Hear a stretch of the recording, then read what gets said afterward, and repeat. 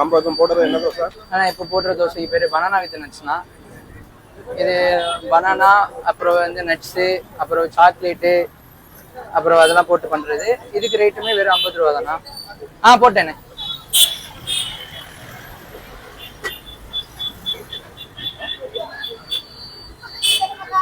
எதுமா? Banana 50. Banana with நட்ஸ்லா? Banana மட்டுமா? ஆ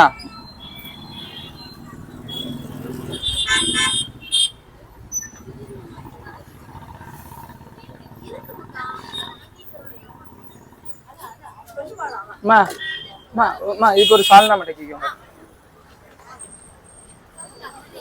அம்மா அண்ணனுக்கு ஒரே ஒரு முருகல் தோசை உண்டு.